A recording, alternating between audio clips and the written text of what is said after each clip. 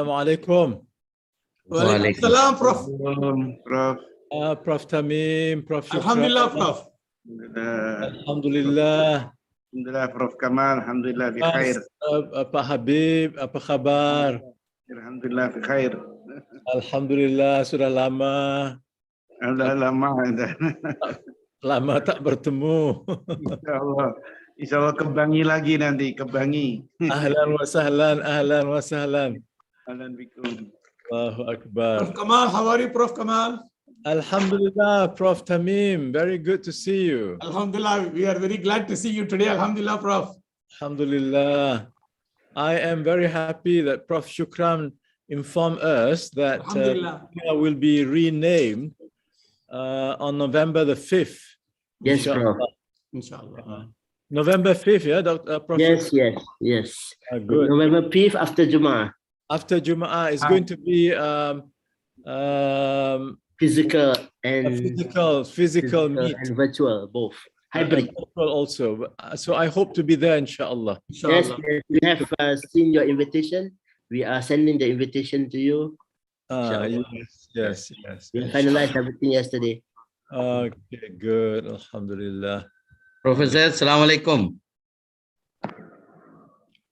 This is Mumtaz Ali. Yes, Prof. Mumtaz. I will listen to you. You will start giving the lecture today. I am on vacation. I cannot speak. Allahu Akbar. It is very difficult for me to say in front of you anything.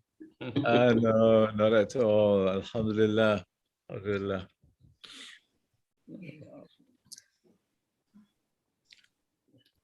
Prof. Tamim, are you still teaching at ISTAC? No, Prof. I have come back to the Department of Usuluddin and Comparative Religion. And I am full-time teacher in the department. Okay, that's good for the department. Currently teaching 2 PhD courses and 1 master course, Prof. in the Department of Usuluddin. Okay, very good. Yes.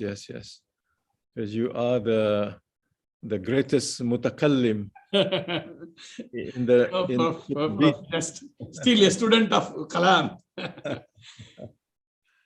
How about Prof. Mumtaz? Are you still teaching there? I'm teaching in the department 2 courses and 4 FYP student. Finally, project student supervision. Very and good. I'm teaching 2 courses. Very good. Very good. Alhamdulillah. Alhamdulillah. Jazakumullah. Prof. Kamal, I've shared with you a letter. Have you received it? No. Can you tell me what is it? A letter from Datin Faika to the Kuli. Oh, yeah. I read it. Yes. Yes, I read that. Assalamualaikum, Pak Habib. Thanks for inviting me. Professor Lubis, Yeah. Pak Lubis. From Jakarta, Indonesia, friend of Jakarta. Hamid. Yeah. That looks like di belakang itu masjid. Yeah. Masjid Al-Azhar. Al-Azhar, yes. Jakarta. Yeah. Yeah. Okay. Jakarta. Yeah. Jakarta. Yeah, I've been there many times. Okay. So you have seen this mosque. Buya Hamka. Yeah, Buya Hamka. Yeah. That's right. Dan waktu Bang Rusdi Rusdi Hamka menguruskan kantor Panji Mas. Used to be. Masyarakat. So you have been here many times then. In 1973. You know what instead Al-Azhar. Yeah, Alhamdulillah. Alhamdulillah. Is Panji Mas has been closed, right? Yeah, it's been closed. Yeah. There used to be a lot of good people there. Nurkholis Majid, Azmaji Azra. Yeah.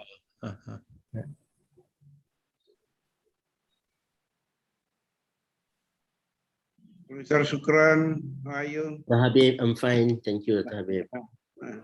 Nice to see you. Your program in UAE on the course on the. Yes. Yes, alhamdulillah, it's great. Yeah,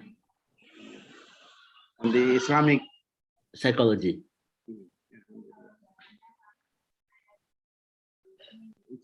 We are talking on happiness. MashaAllah. Yeah. Technology. Yeah. Assalamualaikum warahmatullahi wabarakatuh. Salam. So now it's already 11:05. So I think it's better for us to begin our talk, insyaAllah. Okay, Assalamualaikum warahmatullahi wabarakatuh. Alhamdulillah. Alhamdulillahi Rabbil Alamin. Nahmaduhu wa nasta'inuh wa nastahdihi wa nastaghfiruh wa na'udhu billahi min syururi anfusina wa min sayyiati a'malina man yahdihillahu fala mudhillalah wa may yudlil fala hadiyalah. Alhamdulillah, thank you everyone for finding time to be with us today. Welcome to Ahas lecture series, Abdul Hamid Abu Sulaiman lecture series, and we are proud from Department of Usuluddin and Comparative Religion, Kuliah of Islamic Review Knowledge and Human Sciences, to bring to you this series of talk related to Abdul Hamid Abu Sulaiman. Alhamdulillah. And today, insyaAllah, is the first lecture, and it will be given by Professor Dr. Muhammad Mumtaz Ali, insyaAllah. So my name is Associate Professor Dr. Amila binti Awang Abdul Rahman. I'm the moderator for today's program. And without further ado, inshallah, I'm going to invite the welcoming speech given by Professor Dr. Shukran, the Dean, Professor Dr. Shukran Abdul Rahman, the Dean of the Kuliah of Islamic Review Knowledge and Human Sciences. And فليتفضل مشكورا. Bismillahirrahmanirrahim. Alhamdulillahi Rabbil Alamin.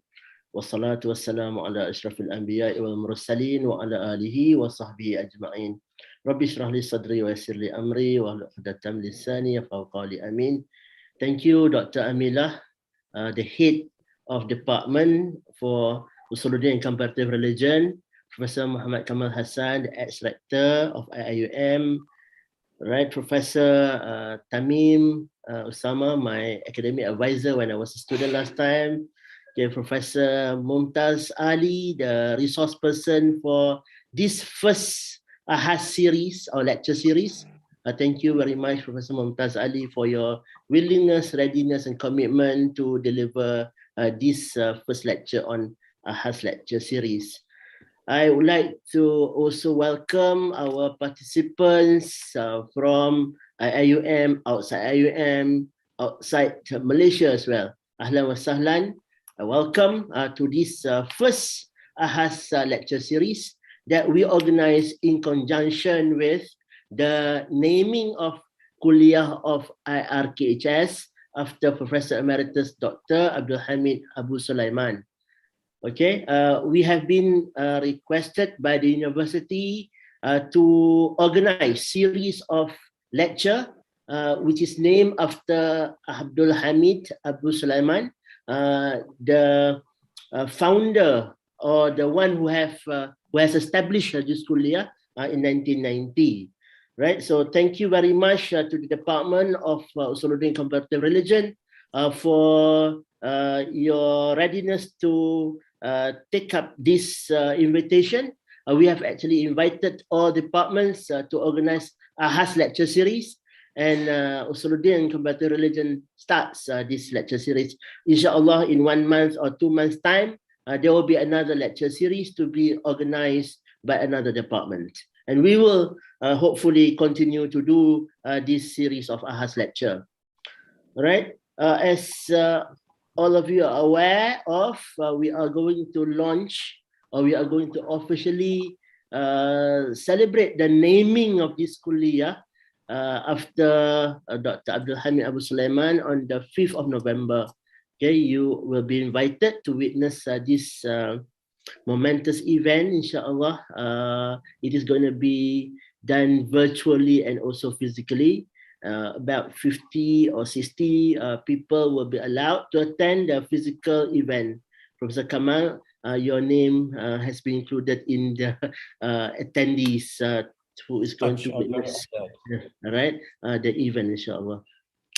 In the event, we will not only commemorate Dr. Abdul Hamid Abu Sulaiman through the naming, but also through the launching of his Fashrif. Right, we'll start with Fashrif, and inshallah we will also print the Fashrif so that all of us will have the chance to learn about his good attributes, what should be emulated as a social activist, as an educator, as a murabbi, and many more roles that he has shown to us. And as of now, we have 13 authors who have submitted the article to us, and they have written well. And one of them will be his wife. He has written to us as well, telling us how happy Professor Abdul Hamid Abu Sulaiman was when the Kuliah of Islamic Review Knowledge was finally established in the year 1990. Right, and we are here to continue the great work of Professor Abdul Hamid Abu Sulaiman. And one of the ways to learn his contribution is by listening to speakers like Professor Mumtaz Ali, who is going to share with us the good attributes of Professor Abdul Hamid with all of us. So thank you very much, Department of Usuluddin Comparative Religion, Professor Mumtaz, for your lecture to be delivered today, and for all of you who have joined us this morning. So with that, thank you very much. Wabillahi taufiq hidayah. Assalamualaikum warahmatullahi wabarakatuh. Thank you very much, Prof. Shukran, for your commitment, not only to this lecture series, but also I believe you are the person who worked hard to ensure that the naming of the kulliyah will be smoothly, inshallah, accomplished. And without further delay, inshallah, after this we are going to have our lecture by Professor Mumtaz Ali. Before I give the floor or the screen to him, let me introduce Professor Dr. Muhammad Mumtaz Ali. So Professor Dr. Muhammad Mumtaz Ali is not new to the IUM. He is among the first staff, the earliest, I believe, group of staff and lecturers who joined this university. And I would say that Professor Mumtaz have two at least important reasons why he is chosen to be the first speaker under this Abdul Hamid Abu Sulaiman's lecture series. One is because I believe Professor Mumtaz Ali was here in this university since the first day of Professor Dr. Abdul Hamid Abu Sulaiman was here. That was in 1988, I believe, and Professor Mumtaz Ali, and I believe, of course, he was close to him and listened to the Abdul Hamid Abu Sulaiman since the beginning of the formation of this university. And another thing is because he wrote a number of books on Islamization of knowledge. Then he even won National Book Awards in 2014 and 2016 with his books on Islamization of human knowledge. The first book is Issues in Islamization of Human Knowledge, Civilization, Building Discourse of Contemporary Muslim Thinkers.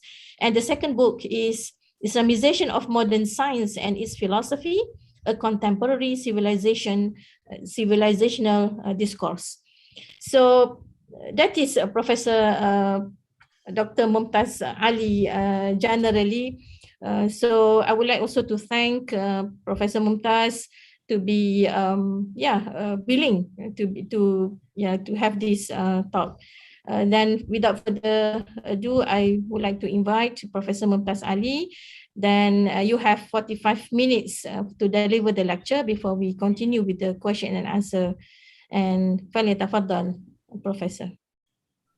Thank you very much, Dr. Amila.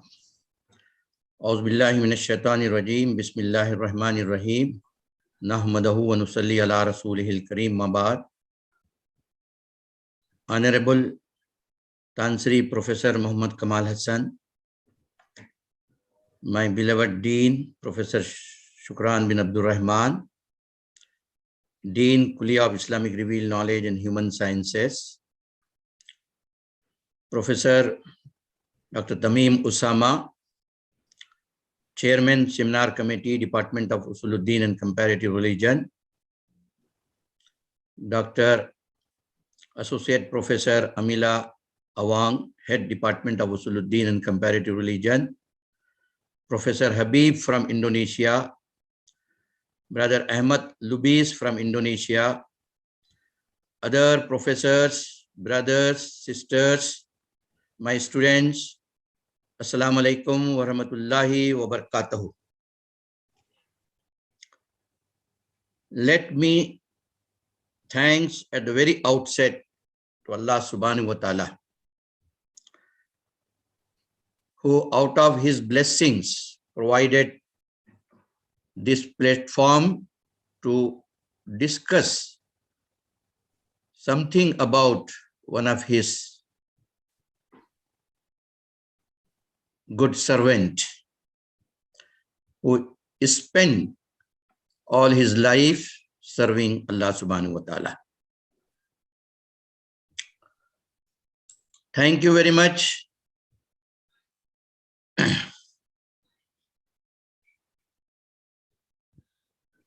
Professor Dr. Shukran for starting this series of lectures.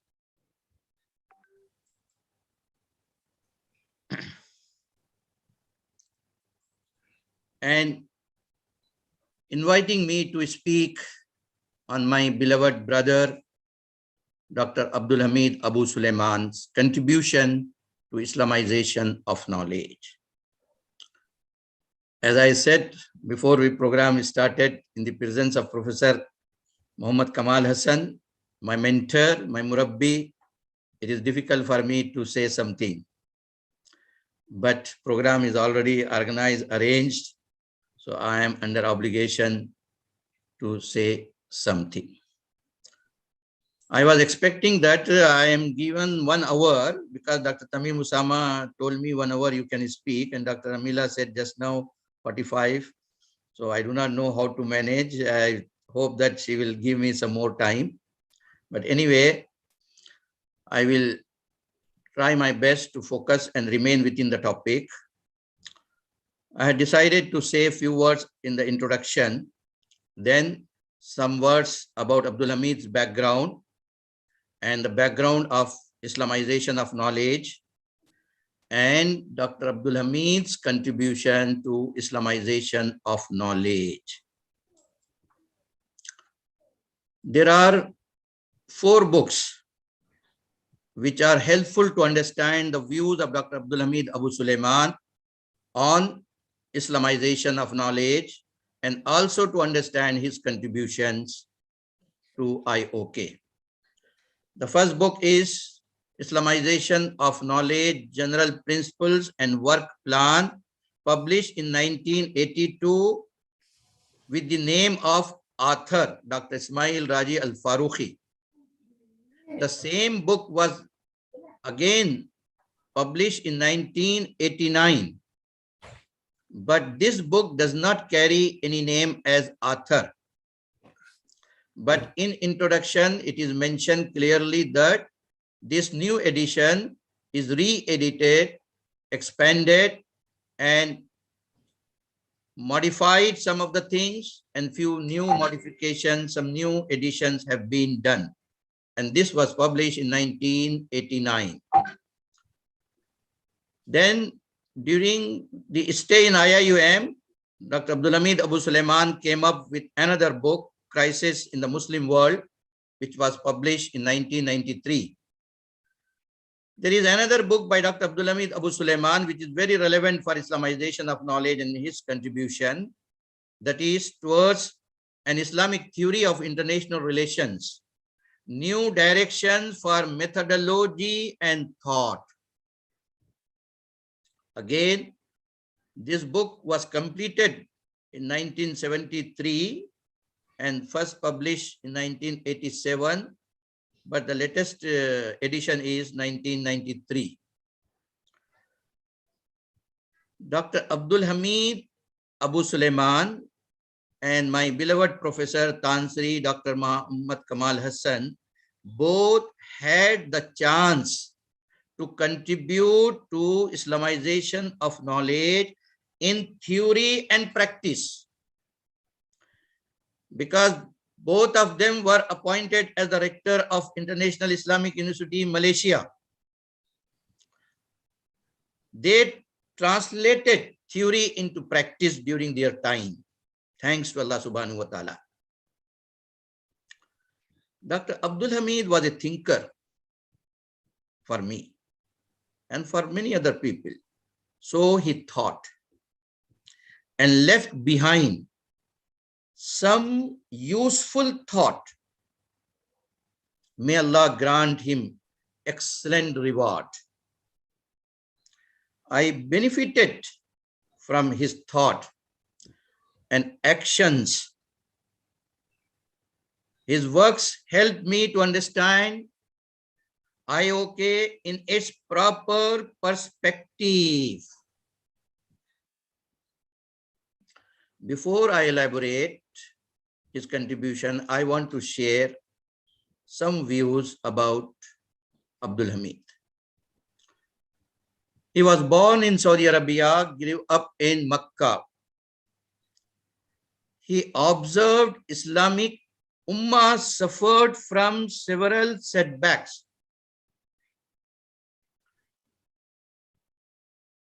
He said he learned about heroes of Islam and he observed ups and downs of the Islamic Ummah. I think Allah subhanahu wa ta'ala has planned something for him. So in his very young age, he realized the urgency of the crisis of the Ummah and the Islamic thought and developed a sense of determination and decided that things of the Ummah must change. That was his decision. He started questioning himself about the reasons for the decline and fall of the Ummah. He was looking for reasons, sound reasons, using his own reason. This was the beauty of Dr. Abdul Hamid Abu Sulaiman. He was unwilling to accept anything less than change. Change in the conditions of the Ummah and development of the Islamic Ummah. He never thought in terms of acceptance, imitation, and borrowing. He was not satisfied with lamentation, emotional outbursts of anger, or even sentiments. Based on his studies and experiences, he said, finally, he sought answers and solutions and realized the way out. For Muslims, the way out for Muslims, according to him, is to study everything seriously, should have in-depth understanding based on critical and comparative approaches. So he decided to invest all his abilities, learning, and resources to accomplish the task of change and development of the Ummah. He developed a habit of thinking critically and comparatively, and thinking differently from others. Finally, he said he understood that Allah subhanahu wa ta'ala showed him the true path of development. So he accepted the path of Islamization of knowledge for change and development of the Islamic Ummah. Consequently, Allah subhanahu wa ta'ala brought him to our beloved university as rector. He joined in 1988. He confessed himself that he made the problems of Ummah as his own personal problems. Let me share some background of Islamization of knowledge, how this movement, idea and movement came into existence. It was around mid of 1960s, Abdul Hamid moved to America for higher studies. Over there, he came into contact with the leaders and workers of Islamic movements from Middle East and Indian subcontinent. He met with Dr. Ismail Farooqi and completed his PhD under his supervision. Due to the contacts with the Islamic movement's leaders and Dr. Ismail Raji al-Farooqi, his view of Islam helped him to think for the creation of Islamic thought, for the well-being of the people and revival of Islamic civilization. It was during this period of 1970s that Muslim Students Association, MSA, America and Canada was formed, along with Association of Muslim Social Scientists. Some intellectual activities had already taken shape. In 1977, a conference was held in Europe in which more than 30 leaders of Islamic movements and other Islamic scholars participated. They all unanimously agreed that the real problem of the Ummah is intellectual, a crisis of thought. This was the reason that the International Institute of Islamic Thought was established, which concentrated on the intellectual issues of the Ummah. When Dr. Abdul Hamid Abu Sulaiman was assigned the responsibility to upgrade the booklet on Islamization of knowledge, he highlighted the issue of Islamic thought and its methodology as the main issues of Islamization of knowledge in that second edition.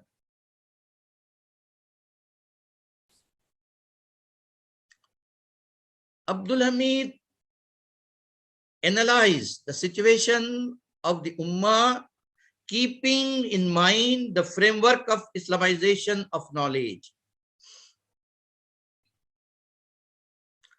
And he understood that Ummah's attachment to Deen Islam, its worldview, and the way of life as suggested by Islam had tremendously declined. Ummah lost the sense of development and great heights of success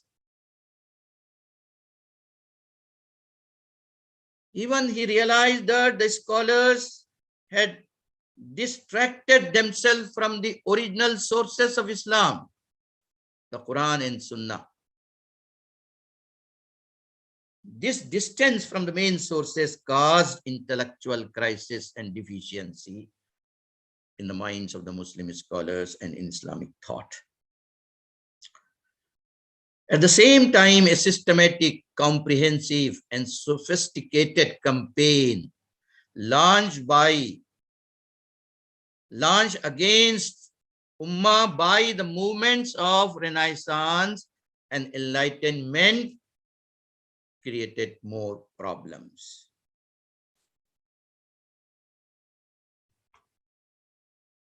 So Dr. Abdul Hamid started thinking, what should be the process of transforming Islamic mind and ethos, which stopped already? Islam was isolated from everyday life. A big gap was created between the Ummah and the original sources of Islam. How to transform Muslim mind was at his mind.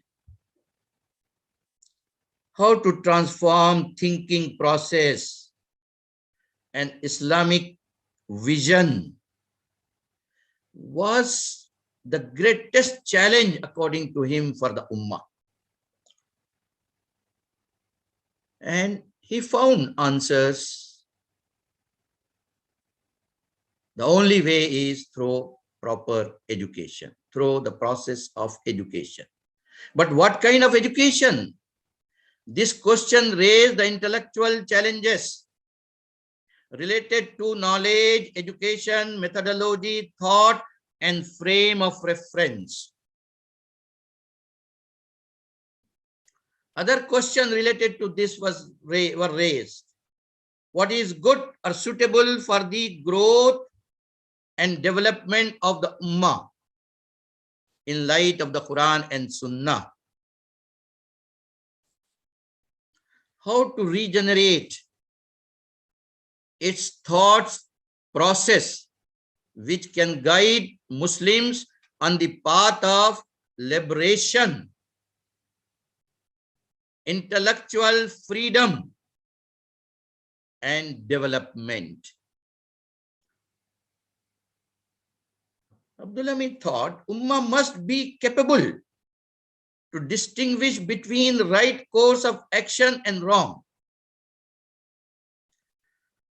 So he realized that this requires high level of thinking and scholarship.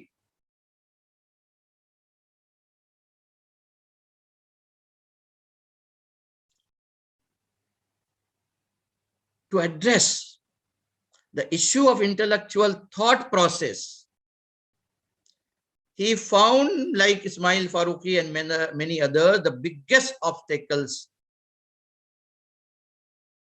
were the process of education and dissemination of knowledge, both in religious and modern educational institutions.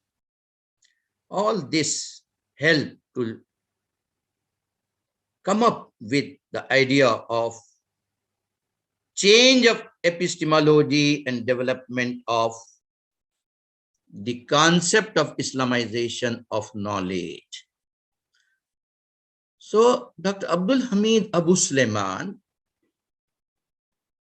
after the publication of the second edition in 1989 with certain modification edition,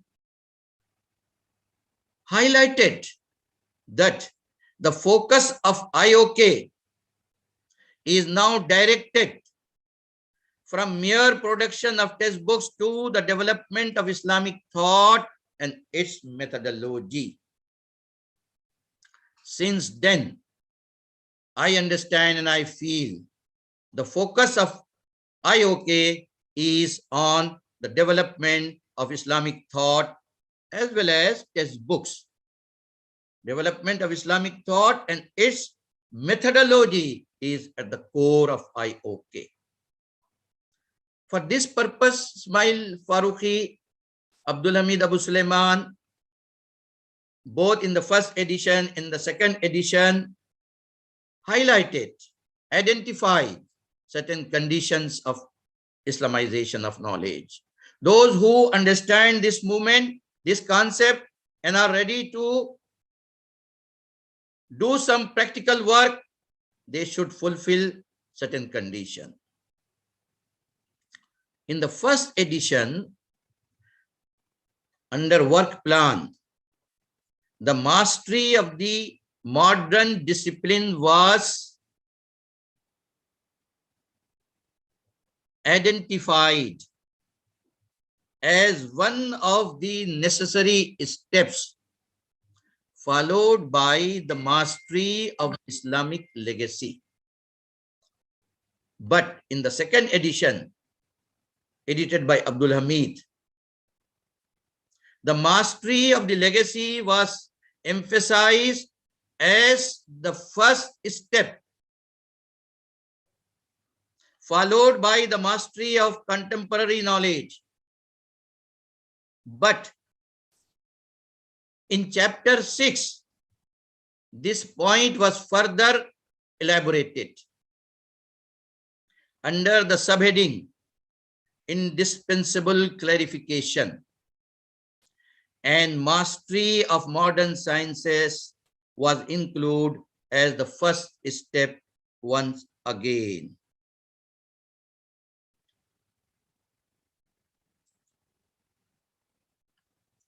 It was suggested that the mastery of the modern sciences must be the stage 1, so that Muslim scholars of modern sciences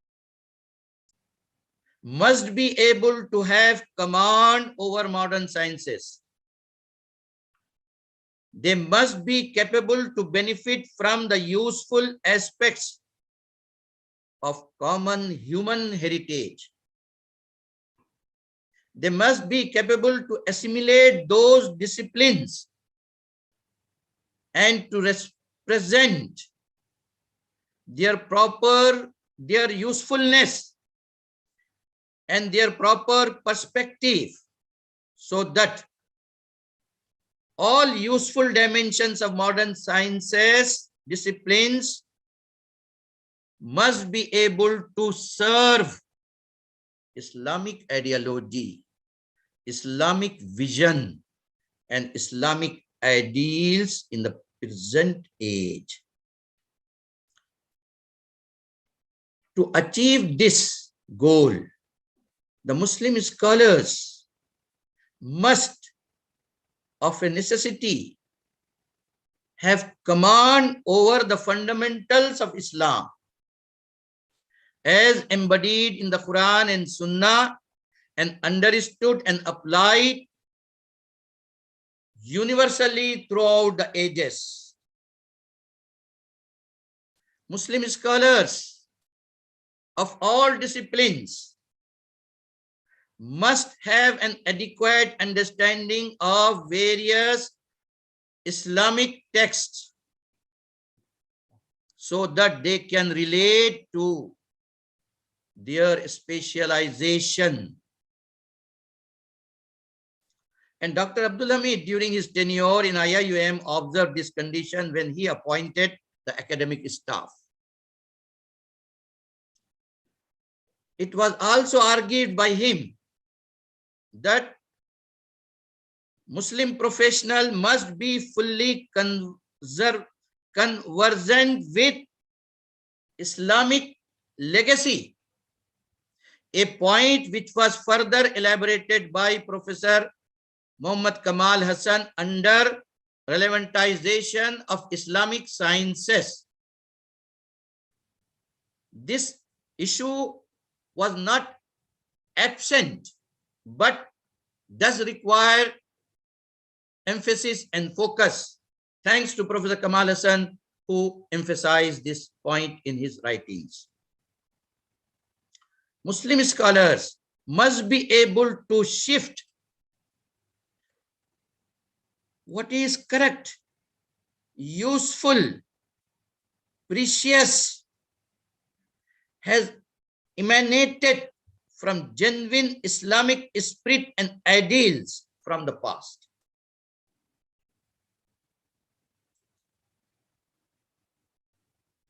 So, the knowledge of the legacy of the Muslim world, the Islamic Ummah, is a requirement for all professionals, all intellectual, all scholars in all disciplines. There are some misunderstandings among the people. They say that only social sciences were subject to Islamization of knowledge. But this is not true. From the very beginning, it was made clear that all branches of knowledge require Islamization. All branches of knowledge words were used.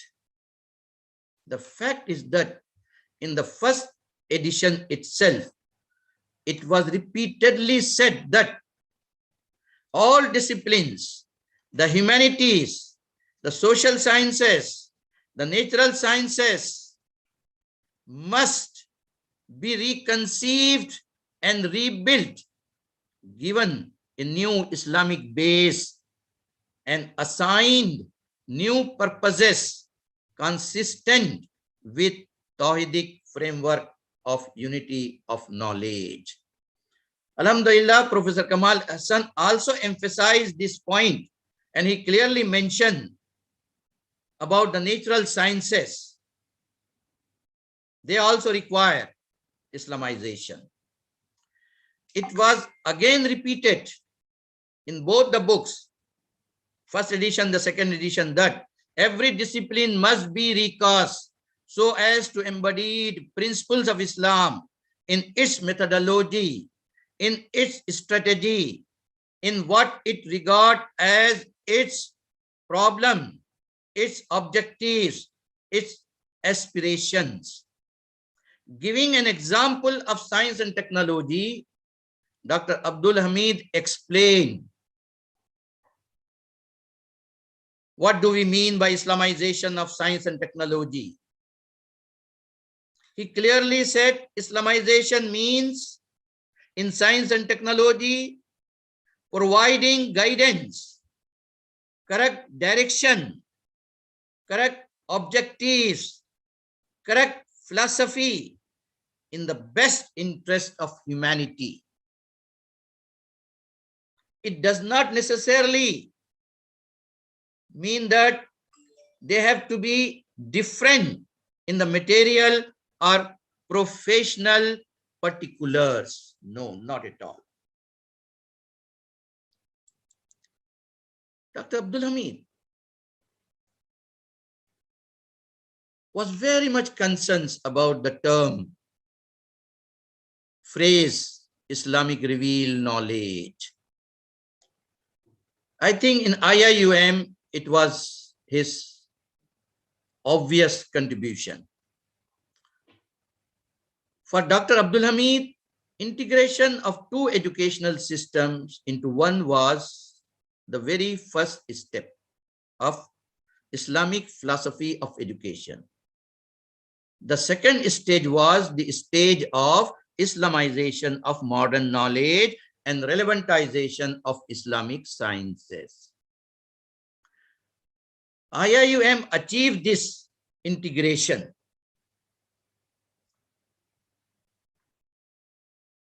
This was the reason that Dr. Abdul Hamid always used the phrase Islamization of knowledge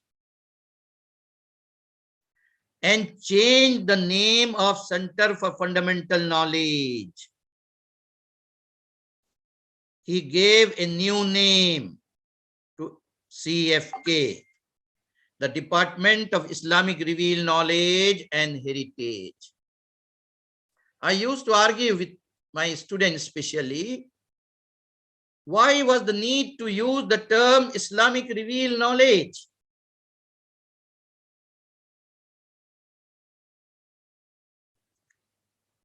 Abdul Hamid emphasizes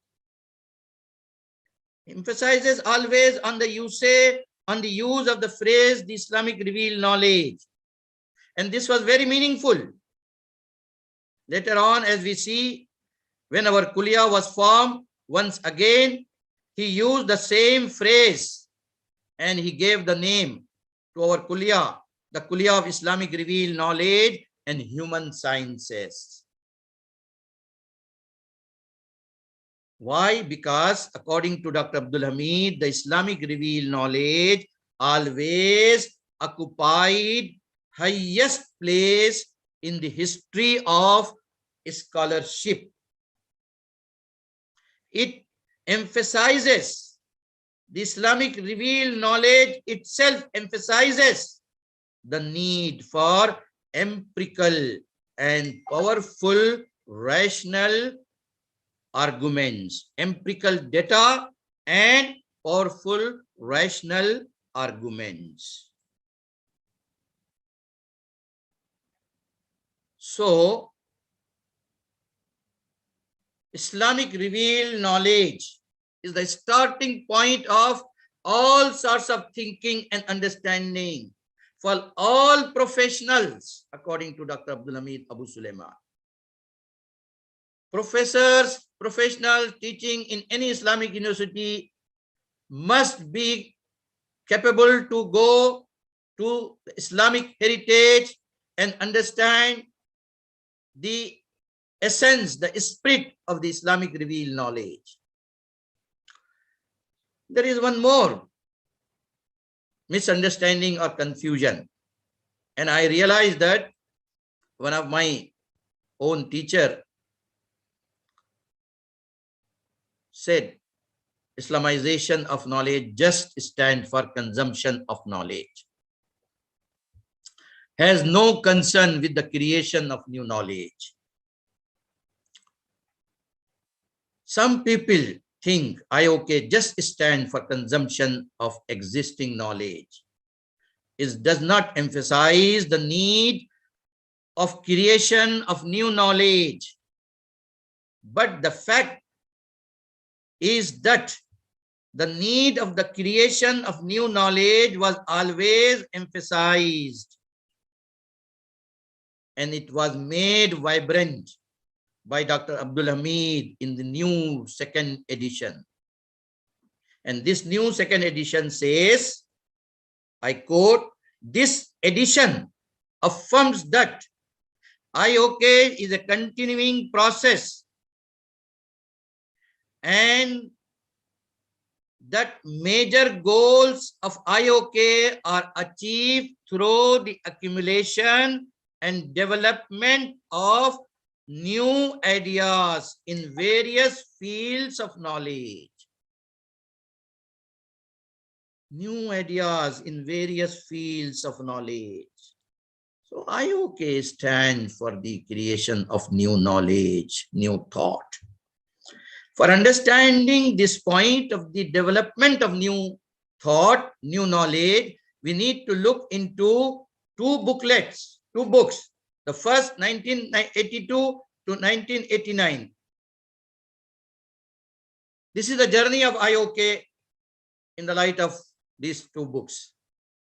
We can see the role and contribution of Dr. Abdul Hamid to IOK from the beginning of this movement.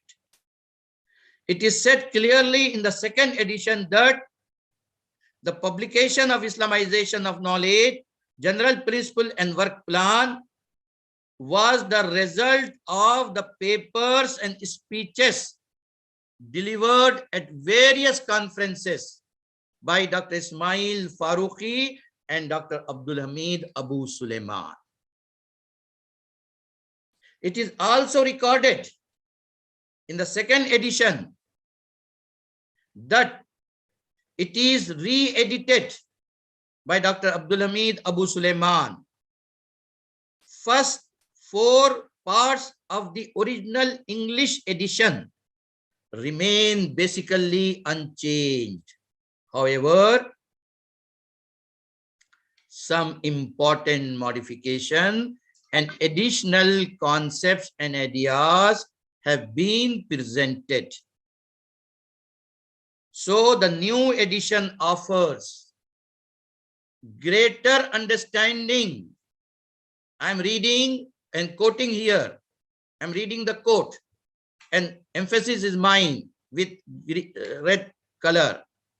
The new edition offers greater understanding of the intellectual issues facing the Ummah and the Muslim scholars, not in the field of education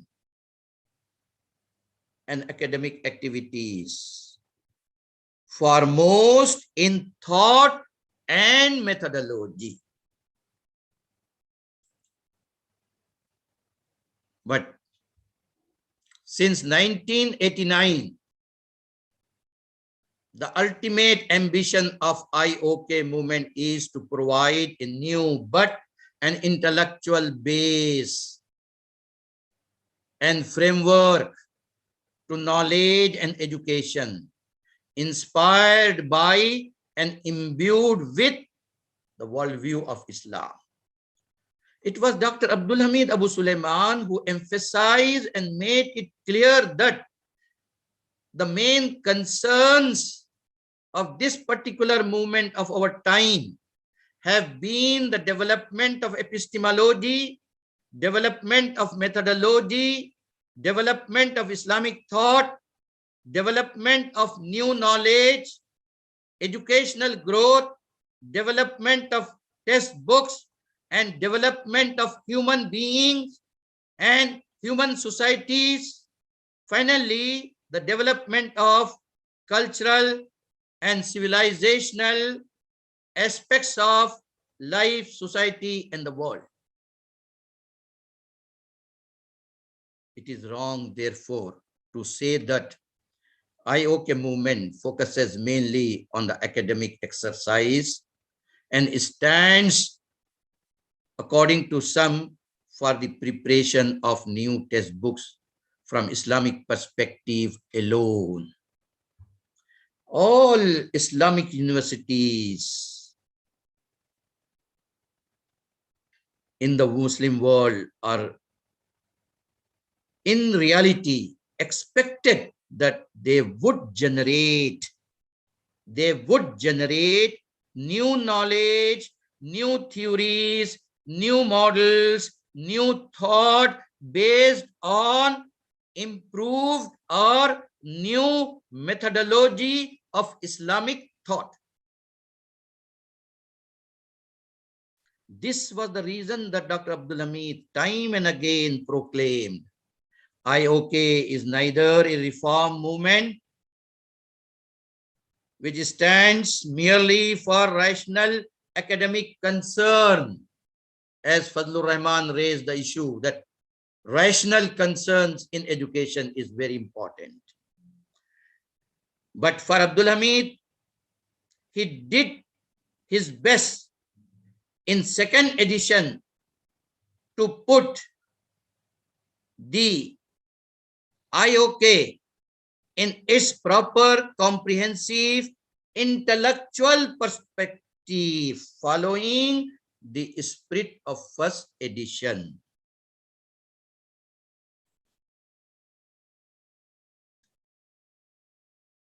Intellectual contributions, development of new thought based on the development of methodology.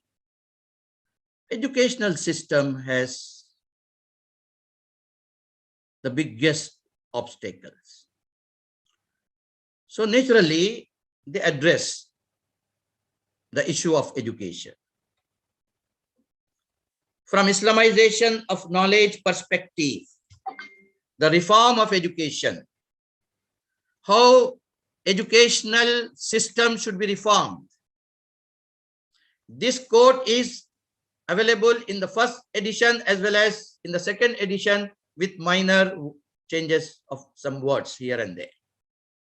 This is a very meaningful quote related to all Islamic universities and all of them who are really interested in Islamization of knowledge and the development of Islamic thought for the sake of the development of the Islamic Ummah vis-a-vis humanity. the greatest task confronting the Ummah in the 15th century Hijrah is to solve the problem of education. There can be no hope of a genuine revival of the Ummah, genuine development of the Ummah, unless the educational system is revamped and its faults are corrected. Indeed, the system needs to be formed anew. Indeed, the system of education needs to be formed anew. The present dualism in Muslim education, its bifurcation into an Islamic and a secular system, must be removed and abolished once and for all the times. But unfortunately, this call of sincere scholars of the Muslim Ummah was not taken seriously. Still, modern secular educational institution and Islamic religious educational institution exist and rather growing day by day. The two systems must be united and integrated. Two systems must be united and integrated, and the emergent system must infused with the spirit of Islam. All Islamic universities are under the obligation to infuse the spirit of Islam if they call themselves as Islamic universities, and must function as an integral part of its ideological program. Those who are familiar with the term ideology, they understand easily what is the ideological program of Islam. Ideological program of Islam is nothing except thinking for change and guaranteeing development in human societies. Both Ismail Farooqi and Abdul Hamid emphasized this point, that the integrated educational system must function as an integral part of the ideological program of Islam. It should not be allowed to remain an imitation of the West.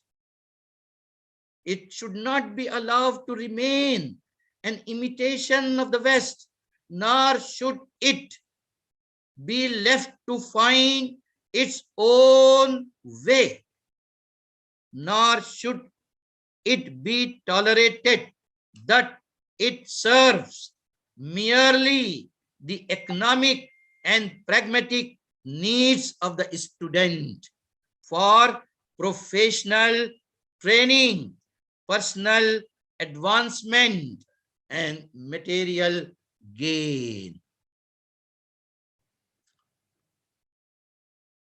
These views must open the heart and the minds of the professionals who are working in international Islamic universities or in Islamic universities anywhere. Merely the economic and pragmatic needs of the student for professional training, personal advancement, or material gain. No. The educational system must be endowed with a mission. With a mission. And the mission must be none other than that of imparting Islamic vision and cultivating the will to realize it on the largest scale.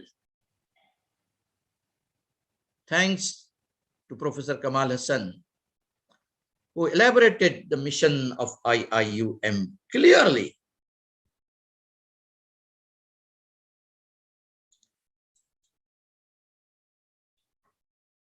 As being one of the most important aspects of Islamization of knowledge, Abdul Hamid emphasized the issue of the development of Islamic thought. He emphasized again and again Dr. Abdul Hamid contended the root cause of the decline of the Muslim Ummah lies in the decline of the Islamic thought. Therefore, logically, the development of the Islamic Ummah lies in the development of the Islamic thought. IOK focus is on the development of Islamic thought. He argued the stagnant nature of Islamic thought and its methodology caused overall decline of the Ummah. The Islamic thought in general is imitative and repetitive, theoretical and conceptual, badly lacks the quality of empirical and rational approaches and understanding. Therefore, it has lost its dynamic role of guidance and leadership. Therefore, Abdul Hamid genuinely stated that the Ummah achieved unparalleled development in the past because the development of Islamic thought, which generated energy, commitment, dedication, desire among the members of the Ummah for civilizational development.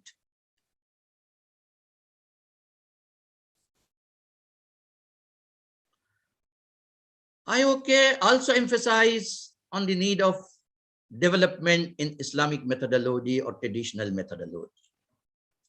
And Abdul Hamid has devoted chapters and chapters in two of his books, Crisis in the Muslim Mind and International Relations. In international relations, especially the chapter 3, Reform of Methodology, is an eye-opening. I want to suggest textual reading in Usuluddin department. And I think these two books, the Muslim Crisis in the Muslim Mind and International Relations, New Direction for Thought, Methodology and Thought, should be included as textual studies. Consequently, Abdul Hamid argues that the Ummah played the role of leadership of mankind because thought was continuously developed.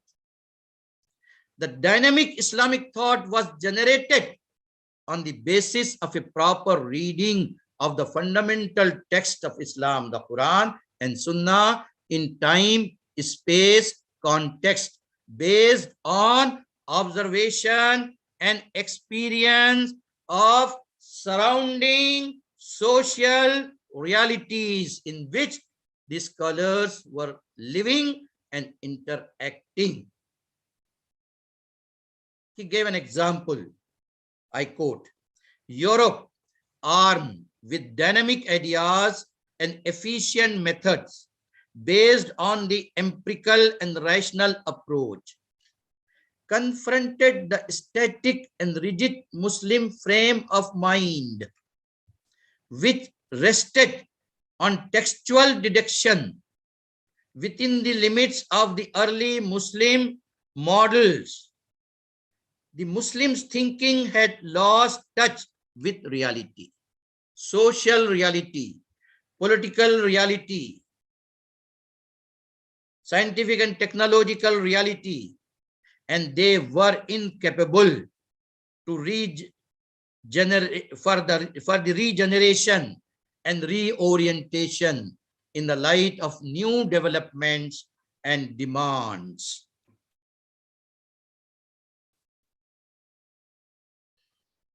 On methodology, Abdul Hamid wrote so much.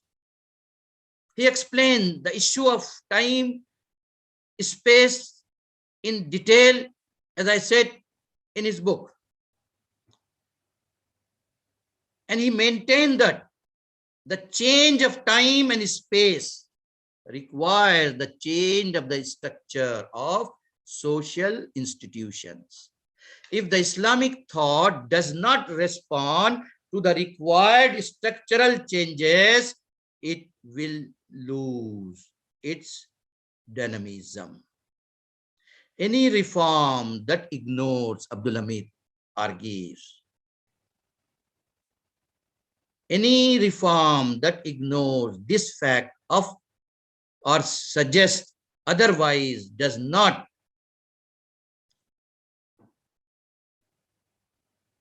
show real awareness of the influence of the Quran on Muslim minds.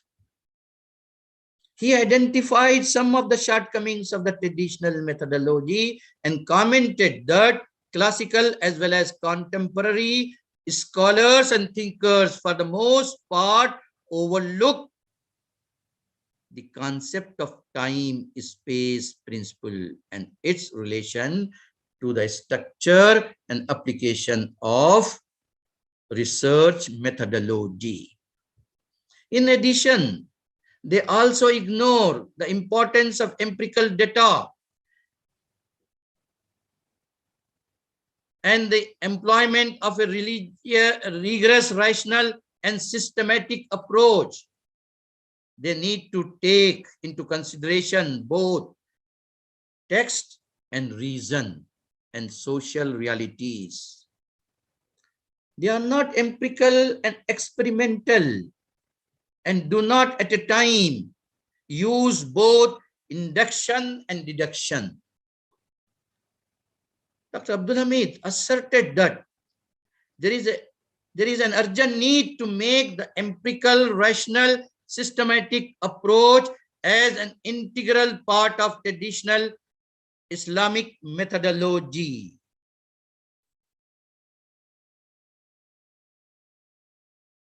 Abdul Hamid argued, generally in so-called religious studies, the textual and content analysis is emphasized.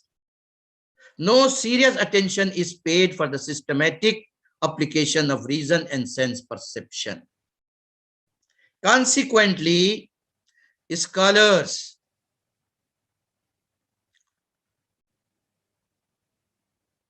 lose their attachment with the main stream of society. In modern periods, according to Abdul Hamid, Muslims in their studies in social and natural sciences do apply the rational and empirical tools, but purely in modern methodological context. In modern methodological context, researches are done. At present, the Muslim system of education, Abdul Hamid says, still lacks originality and depends on imitation of an alien system of research and investigation. Alien system of research and investigation. He said in the beginning, after the revelation of the Quran, the most of the works produced by Islamic scholars were in many ways logical, systematic, rational, and empirically supported evidence, because they were directly benefiting from the Quran and the Sunnah.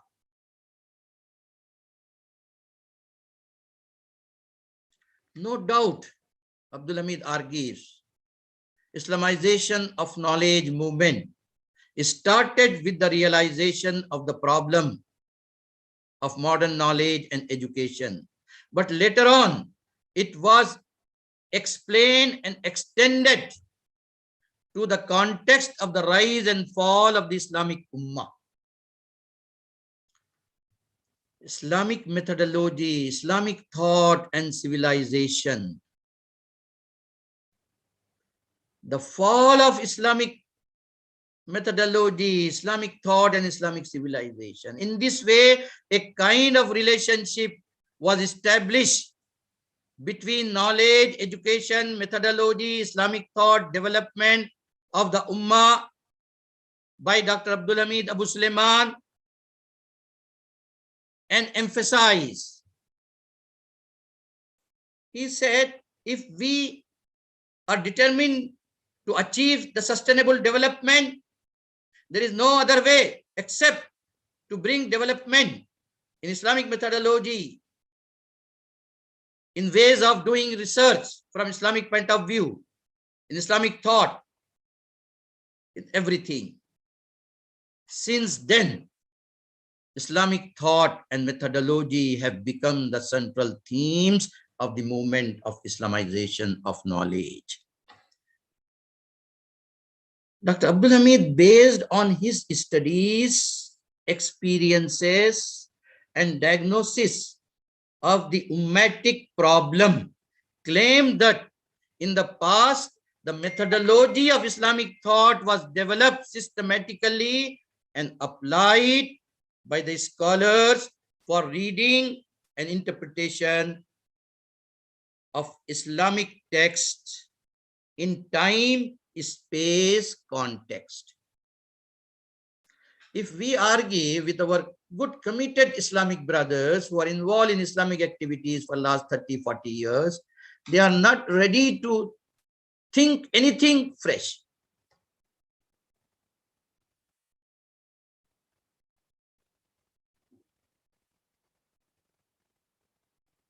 This approach to methodology played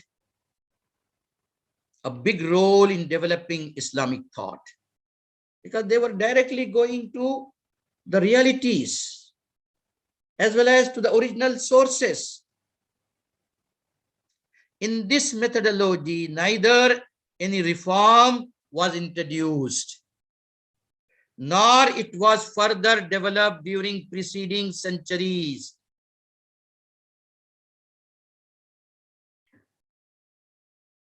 Which consequently has caused stagnation in Islamic thought and its methodology. The undeveloped nature of existing methodology in Islamic thought resulted, according to Abdul Hamid, in the decline of the Ummah. Hence, he concluded that it is the methodology of Islamic thought which basically is responsible for the development of dynamic Islamic thought. The stagnant nature of methodology ultimately caused decline in Islamic thought, and decline in Islamic thought caused the decline of the Ummah. With this analysis, Abdul Hamid claimed that if we wish to see the Ummah rise once again, we need to understand the proper relationship between methodology, thought, and development of the Ummah. Hence, he genuinely argued, what do we need today is to bring necessary developments in methodology, which will guarantee the development of dynamic Islamic thought and will bring development in the Muslim world. It is therefore contended in the second edition by him that Islamization of knowledge has to be seen in this context of development of Islamic methodology, Islamic thought, and Islamic Ummah.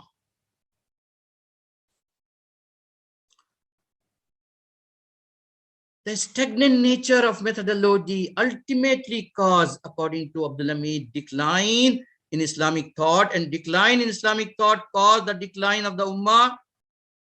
As it was claimed earlier,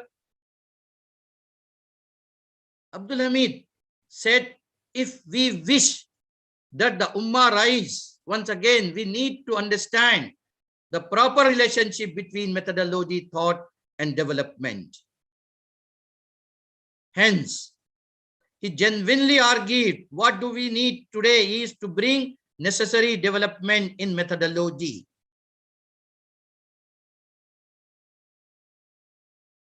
He further argued, this goal of development of Ummah cannot be achieved without developing Islamic thought in time-space context. Mere imitation of the past or modern Western secular models of development would further create confusion, chaos, instead of guaranteeing development. He emphasized this in his writing 30 years back, that for guaranteeing development, we need to produce dynamic Islamic thought. The Islamic thought cannot be developed until and unless there is an assessment and reformulation of traditional methodology of Islamic thought. Its whole process of change, reformulation, and development of methodology and Islamic thought is needed, and this requires a change and reformulation in the process of education and dissemination of knowledge in the Muslim world. We are focusing more and more about Islamization of knowledge, keeping away the main goal and the main thrust of the development of Islamic thought and the development of the Ummah.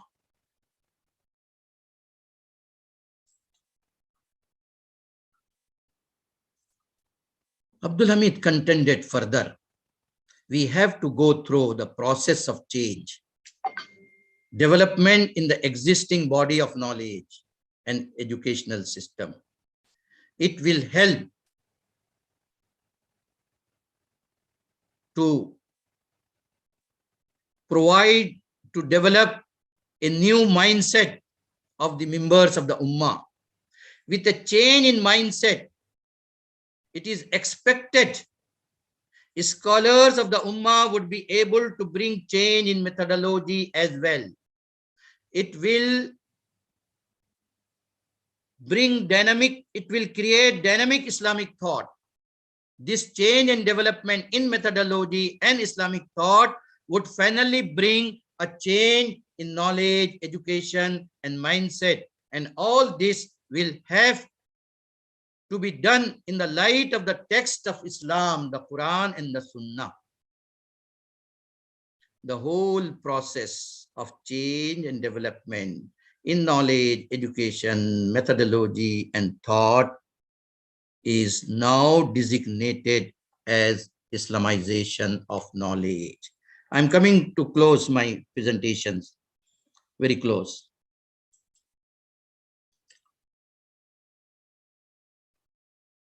IOK is a civilizational development agenda. As I'm arguing since the beginning. So far as the main goal of IOK is concerned, it was rightly observed and said that IOK is an expression of those intellectuals who are looking for an alternative framework for civilizational development.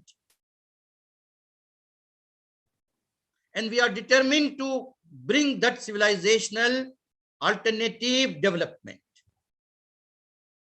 From this perspective, Islamization of knowledge is perceived as a civilizational movement. It is a civilizational movement of rethinking, taking the Quran and the Sunnah as the frame of reference. Since 1980s onward, it became a topic of general interest, a vital concern, just for Muslims, just not for Muslims, but also for the rest of the world. One author said this: Islamization of knowledge, they continue, offers a means to think about the present and the future of Muslim and non-Muslim realities in different way. According to them, knowledge does not occur in a vacuum. It is a civilizational artifact, a genetic code, and a genesis of the living being that is a civilization.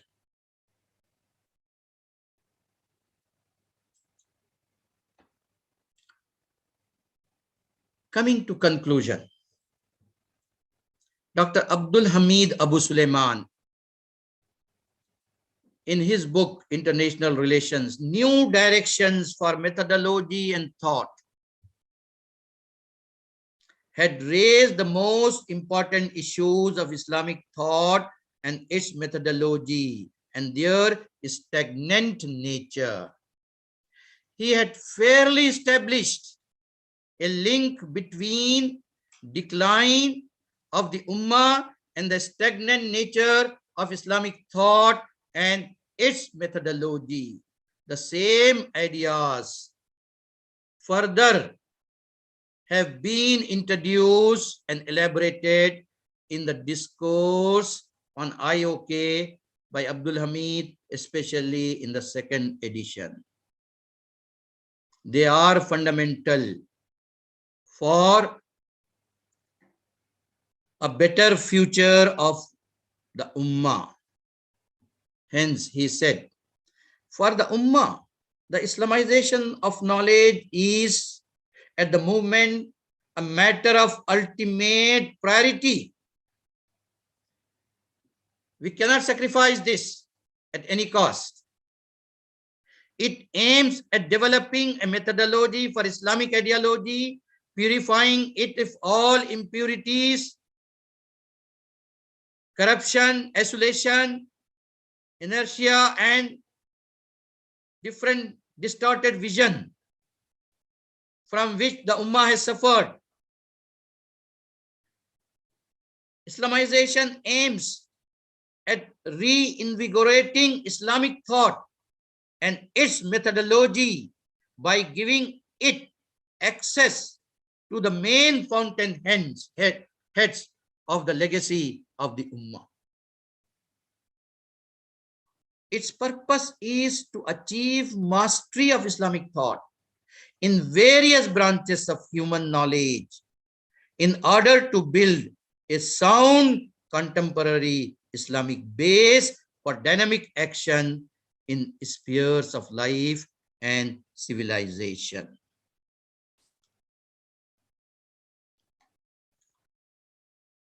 In the absence of such reformation, Abdul Hamid contended,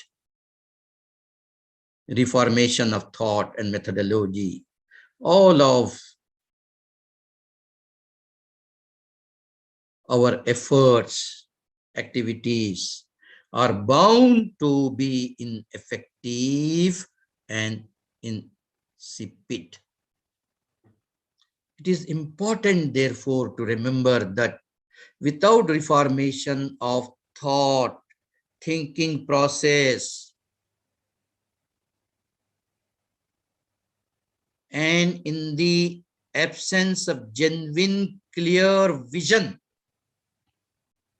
of Islamic life, Islamic society, of Islamic government, Islamic state, all efforts are bound to be ineffective and all sacrifices to be useless. This is the quote from the Abdul Hamid's edited book. The time for sermonizing is gone. We must now set our priorities right and refuse to neglect the basic issues. With all these clarification, there is a need to understand the fact that, again I quote, it is important for Muslim intellectuals, scholars, professionals, professors to realize that the economic, social, and political problems of the Ummah, very serious problems by any standard, are in fact just side effects of the real malaise of the Ummah. It is the cloudiness of vision, the weakness and deterioration of contemporary Islamic thought and its methodology that underlies such present maladies. Corruption, inefficient performance, inadequate education, and weaknesses of the moral character of the Ummah. I thanks to Allah subhanahu wa ta'ala, and I thanks to all of you for listening me patiently. A special thanks goes to Dr. Amila, who did not stop me in between. Sorry, I have taken much time. I shared my views. I understood Islamization of knowledge. Lastly, I would like to offer my special thanks to Professor Kamal Hassan for making the issue of Islamization of knowledge an integral part of IIUM by way of including the issue of Islamization of knowledge in the constitution of IIUM. We all are under obligation to respect that and to maintain the spirit of Islamization of knowledge in our university as the mission of university, of the mission of Ummah, and the mission of all people who are looking for peaceful environment and healthy living. I thanks Allah subhanahu wa ta'ala. Thank you very much. Wa akhiru dawana alhamdulillahi rabbil alameen. Wassalatu wassalam ala rasulihil kareem. Amma ba'd. Thank you very much. Thank you very much, Professor Mumtaz Ali, for, mashallah, very inspiring lecture this morning. Even though I think I need to punish you for exceeding the time that you promised, supposedly 1 hour. Okay, but no problem. I could not stop you because you were, the flow of ideas was very smooth. And then, so let us give some chance for Professor Mumtaz. Thank you very much. Thank you very much. I will give you a special treatment, inshallah, soon when we will meet face to face. Okay, mashallah. So from the lecture, we could see Professor Mumtaz went even to the life journey of the Dr. Abdul Hamid Abu Sulaiman, such a very important figure. And then I would say that it also shows that when it comes to the area of Islamic thought, it is not a matter of thinking, but we could see Dr. Abdul Hamid Abu Sulaiman was a real thinker and was original in his thought to the extent he kind of is asking for revisit the methodology of the religious knowledge of thinking and etc. And at the same time reflecting the real problems faced by the Muslim Ummah. And I would say that it is not only as if that not only stopped by his death, but actually it is opening more into inviting and welcoming more scholars to venture into this always the new needs for this Islamic thought. MashaAllah. Okay, actually I want to invite, if Tansri Professor Dr. Kamal Hassan is still here with us, we would like to invite him to give maybe a short speech or talk maybe. Is he still here? If not here, then okay, I don't think so. So then we can continue with our question and answer. So please raise your hand. Sorry, and Dr. Amila. Yes. You are here. I cannot see you. Please, please. I was sitting far away. I just want to thank Prof. Mumtaz Ali for giving us, in a nutshell, the I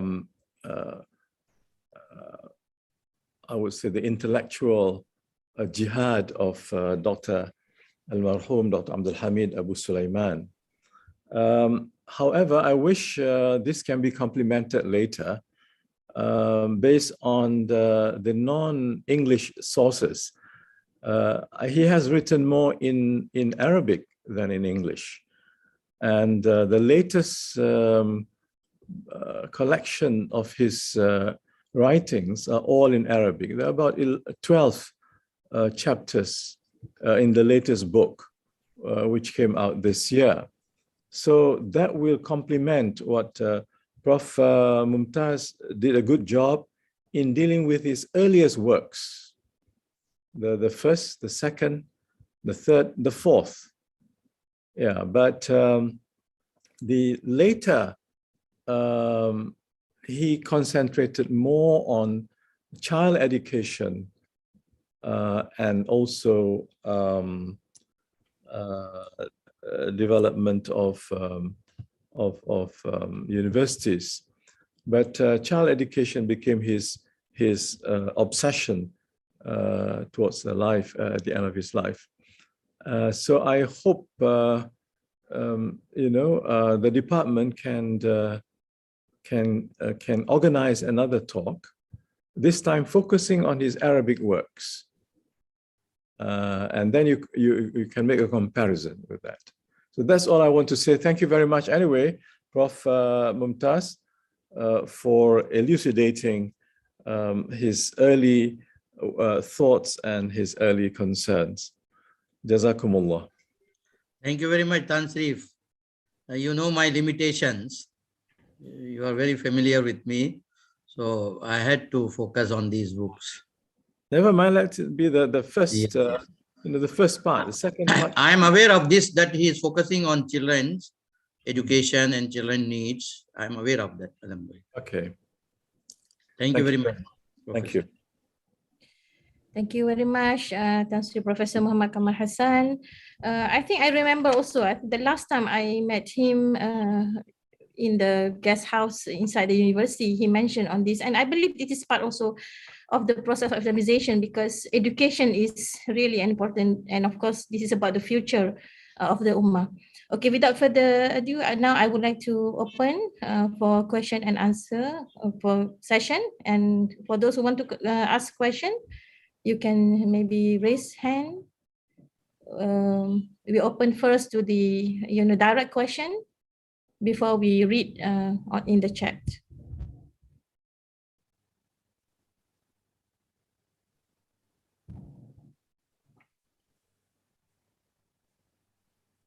Yes, anyone?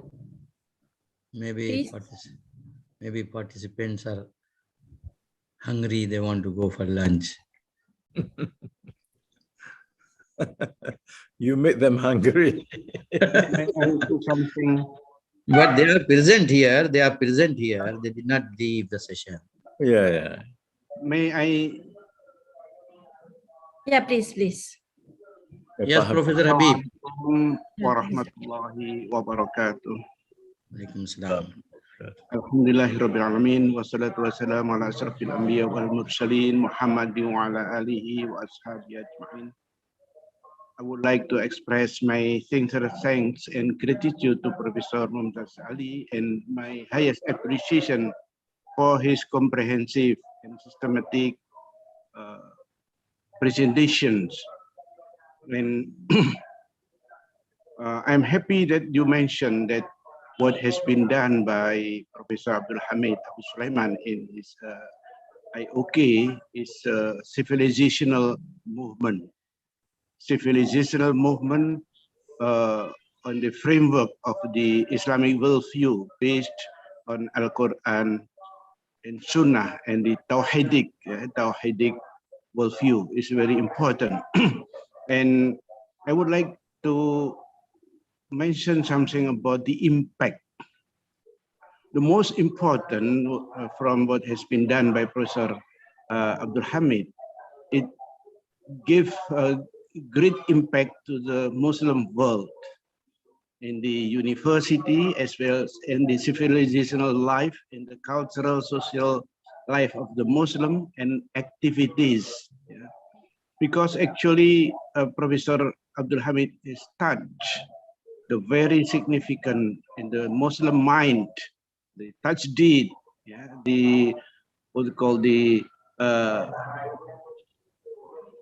reform in education, yeah, reform in the Muslim mind is very important. It will give the great impact for Indonesia, for instance, that currently I think hundreds of the universities already observed this methodology you mentioned, the Islamic methodology, Islamic worldview, and also the Islamic Islamization of knowledge. It's become the way they run the university based on the Islamic worldview, and also the impact to the life of the academic, especially the young, the millennial generation. The millennial generation is the generation with the new way of looking at the world, at the future. Yeah. So future-oriented has been really observed and done very well by Professor Abdul Hamid, that the Muslim should be future-oriented.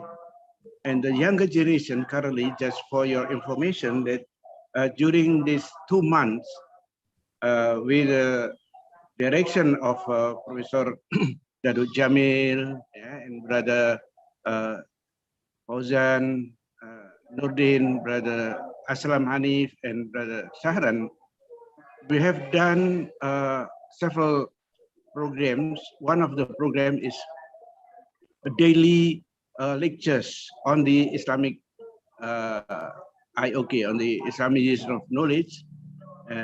We invited 7 speakers, yeah, for 7 weeks. It means 49 days. Yeah. It will end this week. Yeah. And you know, the participants, and the first day the participant was 952 participants, 952 participants. And the second is 997 participants. Yeah. And the third day was 750 by Zoom, and 363 by this Facebook and so on. So the way Dr. Abdul Hamid Abdul Sulaiman present the civilizational reform has been participated by the younger generation, and the younger generation has been really interested in this Islamic Islamization of knowledge program. So this program should be elaborated further, and we would be happy to share also when Professor Abdul Hamid came to Indonesia in the last time, 2010, we visited the newly established UIII, Universitas Islam International Indonesia, IAUI, International Islamic University of Malaysia, Indonesia. And Professor Abdul Hamid came not only with the programs, but even he showed the what they call the miniature of the campus, yeah, the campus of IUM. It means that Dr. Abdul Hamid Abdul Salam is not concerned on the methodology, but even the campus itself should also be Islamized. Yeah.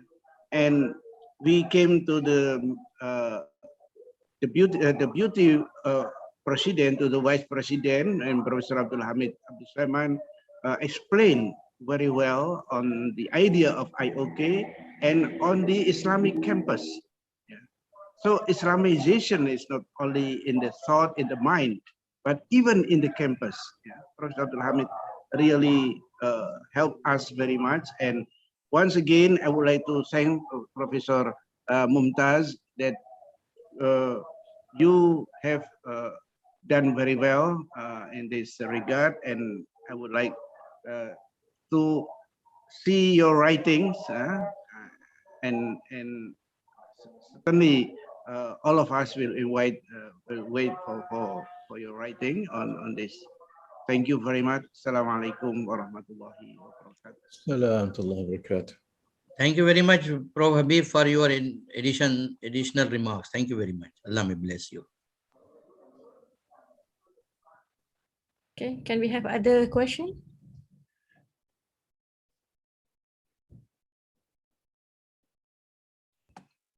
We have in the chat the question about relationship between Ismail Raji Al-Faruqi and Abdul Hamid Abu Sulaiman, and how these two scholars come into contact. Also the politician Anwar Ibrahim come into contact. Okay, and here in Malaysia, the Ummah. And then thank you for this is Shahran from Triple IT responded to the question. So in which Al-Faruqi was Abdul Hamid Abu Sulaiman PhD thesis co-supervisor at University of Pennsylvania. Abdul Hamid shared with us in one of his lecture at IUM that he was having a problem with one of the supervisors. Fortunately, the supervisor passed away and Abdul Hamid Abu Sulaiman can nominate a new one. He nominated Al-Faruqi, who was at Temple University and was approved by University of Pennsylvania. Abdul Hamid Abu Sulaiman and Al-Faruqi relationship was such a unique relationship, a marriage of two brightest minds in the post-colonial Muslim world. So maybe Prof. Mumtaz want to add something or want to respond something about this? Actually, as I learned, I have no chance to meet Ismail Faruqi. I saw him here in Malaysia when he visited in 1980. I was also attending one international conference here, but I had no chance to interact with him.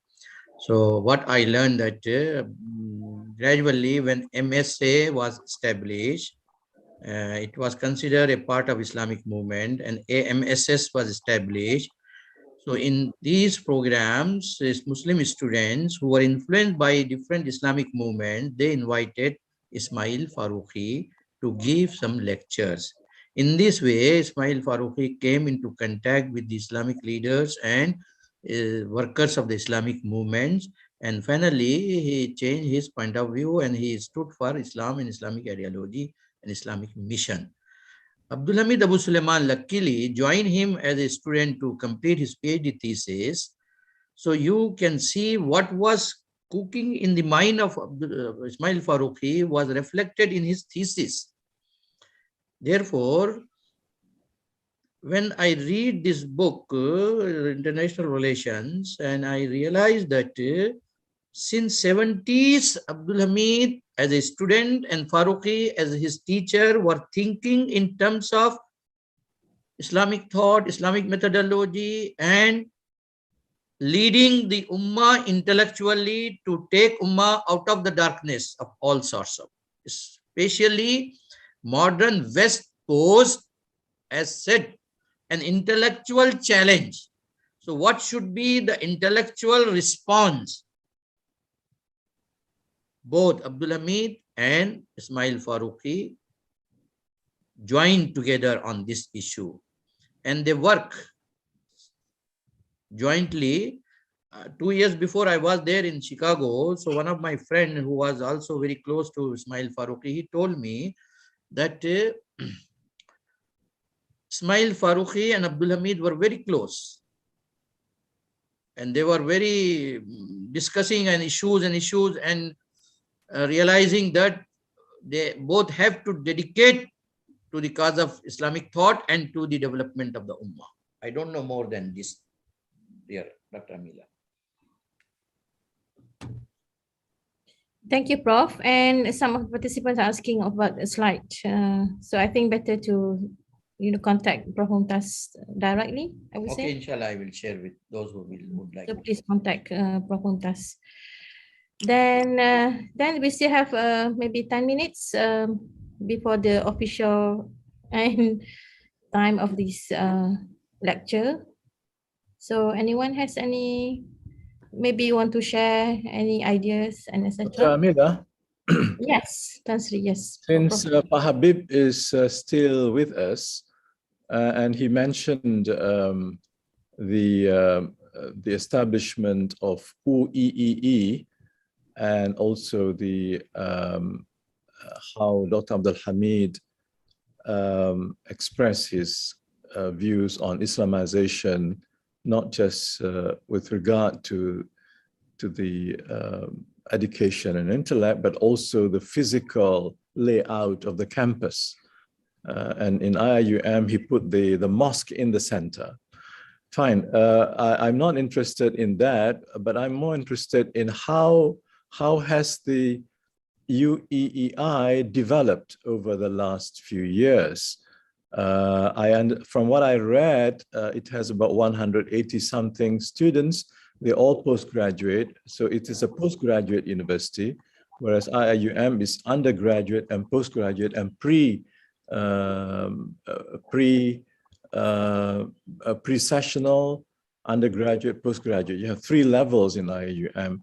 In UUI, you have only 1 level, that is postgraduate. And I think most of the students are from overseas. What is the philosophy behind it? In our case, it is the Islamization of knowledge, integration of knowledge. In UOI, is it the, you might say, the Pancasila philosophy of knowledge? Or is it the Nusantara, or what kind of philosophy that we may learn from UIII? Thank you very much, Pak Habib.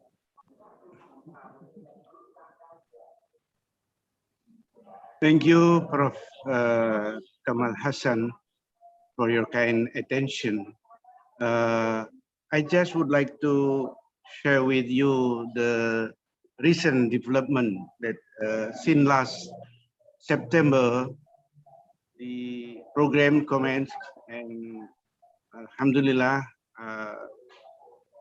they have also established the programs with the international student. And Alhamdulillah, Professor Abdul Hamid Abu Sulaiman has a very kind and also firm on the Islamization of knowledge from the very beginning. And because this is an international Islamic university, and our concern actually from the very beginning that IIIT would like also to support the UIII to be an international Islamic university. So internationalization and Islamization, we advocate, yeah, we propose, yeah, and we support them to develop this internationalization in the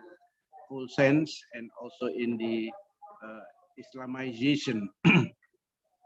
And since the rectors and deputy rectors, yeah, I know them very well because I know them since when they were students, because most of the, even the rector, he graduated from Pesantren Pabelan, where I used to teach, and the deputy rector also, 2 of them, 3 of them, Professor Jamhari Ma'ruf, Professor Alimun Hanif, and Professor Hindro Prastio, they also graduated from Pesantren Pabelan, and 1 graduated from Gontor,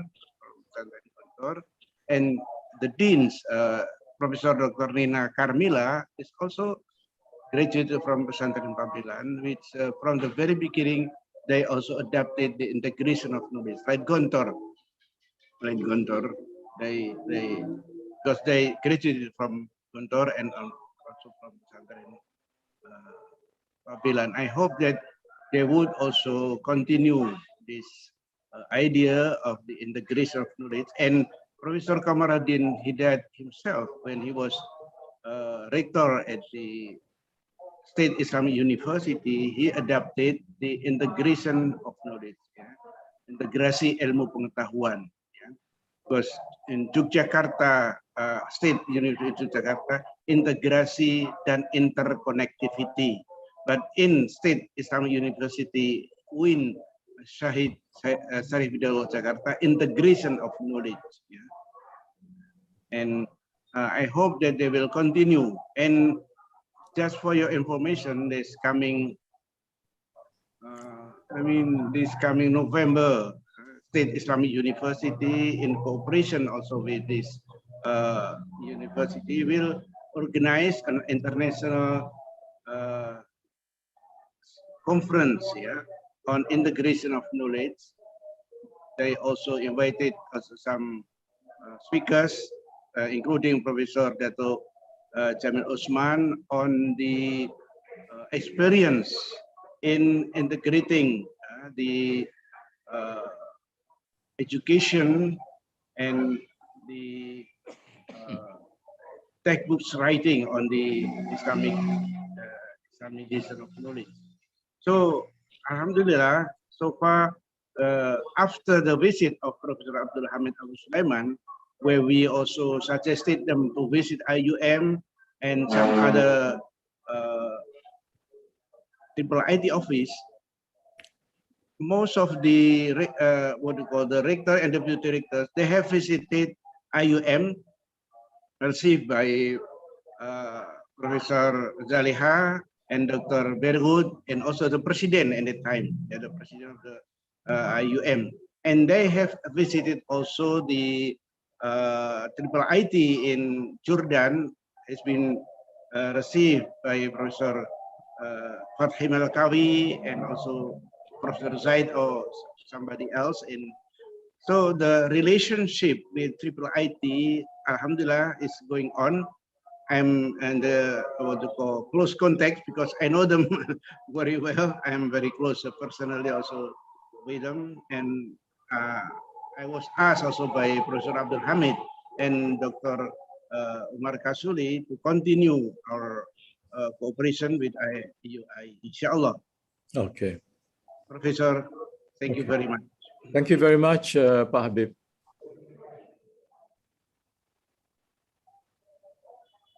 Maybe we have last question here in the chat box. Assalamualaikum, Doctor. Is there a relation between the golden age of Islam in the past and the mission of IOK?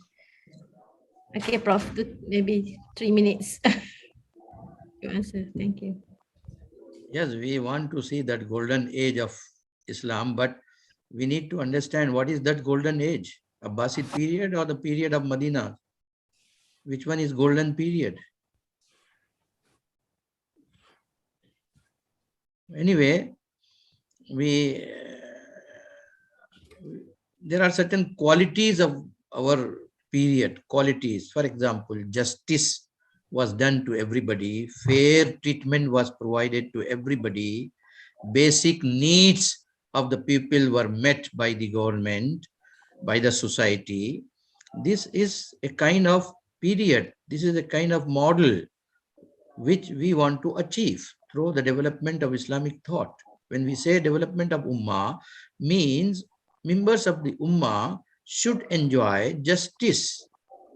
The weakest person of the society should give a witness that he is equally treated. I give you one example of Dr. Abdul Hamid.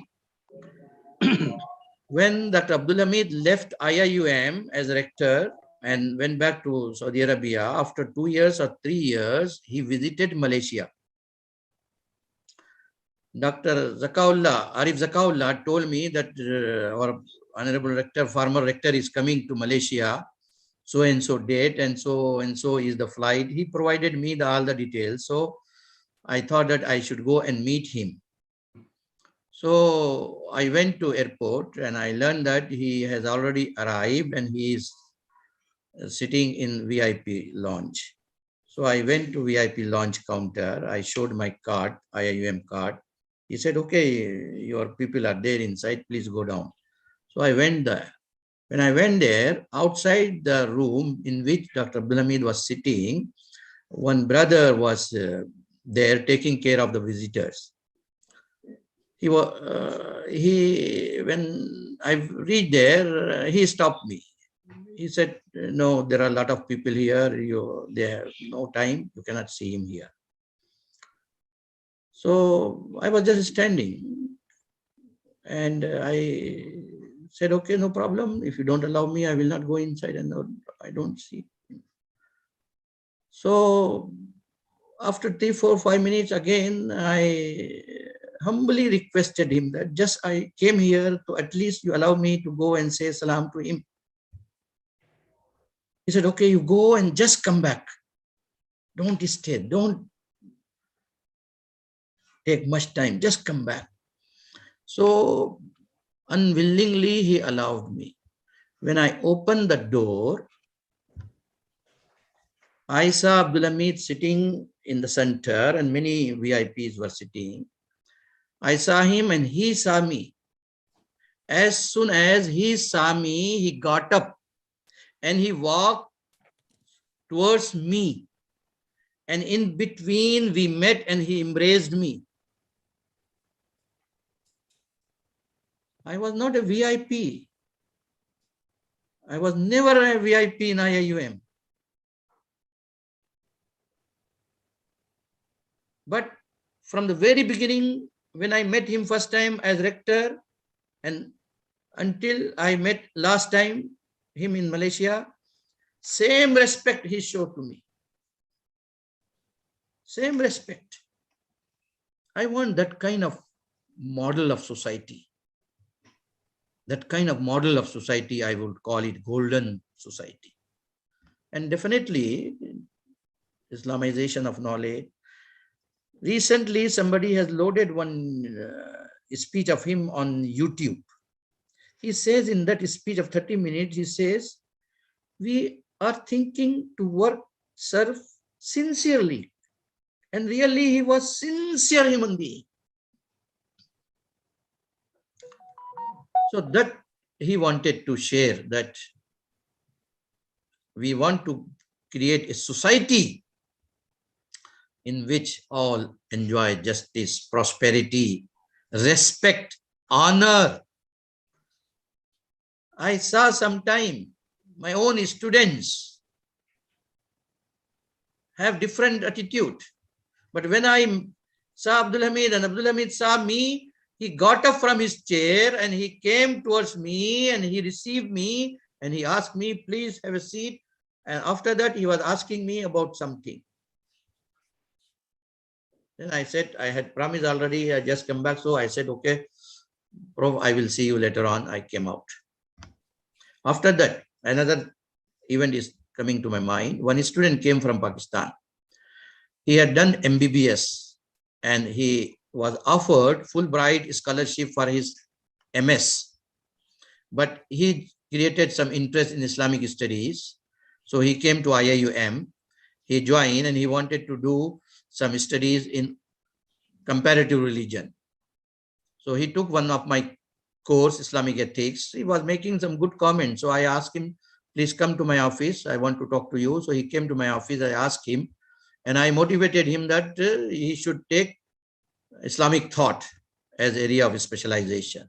Because I realized he's really genuine, intelligent student. And I asked future of his studies, future plan of his studies. He said, I have so many financial problems, although I'm a medical doctor, but I did not practice and I did not accept Fulbright scholarship, this and that. So I said, don't worry. If you are determined for your master's and your PhD, he joined first degree program.